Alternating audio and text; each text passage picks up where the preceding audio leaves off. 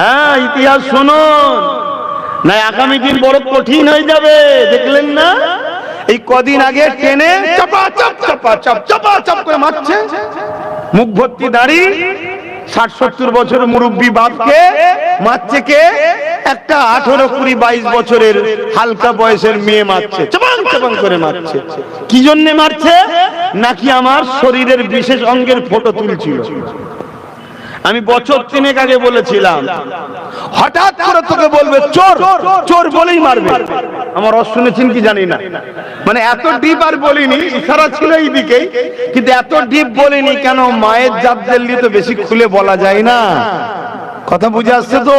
কিন্তু বছর 3 আগে বলেছিলাম যে হঠাৎ করে এই দোকানের সামনে দাঁড়াবি, তোকে বলবে চোর, ঘিরে ফেলে পিটতে পিটতে মারতে মারতে মারতে মারতে মেরে ফেলে। এই যখন মেরে ফেলবে, তোর হয়ে যারা আন্দোলন করবে পুলিশ তাদেরকে ধরবে, যারা মেরেছে তাদেরকে পুলিশ ফুলের মালা দেবে।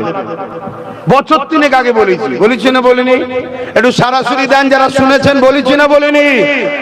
আজকে আবার বলে যাচ্ছি, যে ঘটনা ঘটলো এটা আগামীতে অহরহ হবে, অহরহ হবে। যেখানে সেখানে পিটবে, জুতো খুলে মারবে। কথা বুঝে আসছে না? নাই। এবার আব্বাস সিদ্দিকী এই বিষয়ে তুমি বক্তব্য দিওনি কেন? আমি তো বক্তব্য দিলে তোমরাই বলবে হুজুরের ছেলে কেন রাজনীতি করবে, তোমরাই তো বলবে। তা ঠেলা সামলাও, ঠেলা সামলাও। সমাজের দুর্নীতিকে মিটাতে গেলে প্রশাসনকে শক্ত হতে হয়, ঠিক না বেটি? প্রশাসন আমার কথাই চলে, যাদের হাতে রাজ ক্ষমতা তাদের কথাই চলে। তো ওই বিষয়ে কথা বলতে গেলে তো মোল্লা মলি সাহেবদের অসুবিধা হয়, কি হয় না? হয় না? তো মার খাও। এখন তো চর খেয়েছো, কাল জুতো বাড়ি খাবে, দাঁড়াও না।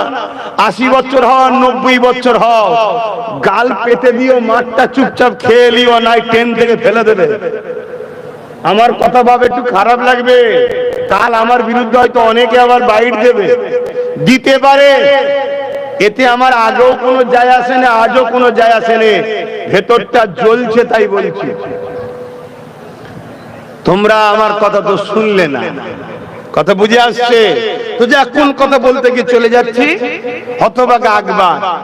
ইতিহাস শোনো, তা আকবর মুফতি মৌলানাদের ঘরে কিনেছে। ভাই এইসব ইফতার মাহফিলে আলোচনা হয় না, সব মানুষ অন্যদিকে ব্যস্ত। হ্যাঁ, আল্লাহ বস। আহা, এ কি সরষের তেল রান্নার জন্য দিয়েছে নাকি? আমি জীবনে প্রথম দেখলাম কেউ সরষের তেল এত বেশি দিয়েছে। আমি সব জায়গায় দেখেছি পানি বেশি দেয়, সরষের তেল একটুখানি দেয়, কেন পানি তো কিনতে লাগে না, সরষের তেল কিনতে হয়। এই প্রথম দেখলাম কেউ একজন সরষের তেল বেশি করে দিয়েছে পড়তে। কিছু ঢেলেলে পেঁয়াজির কাজে লাগবে।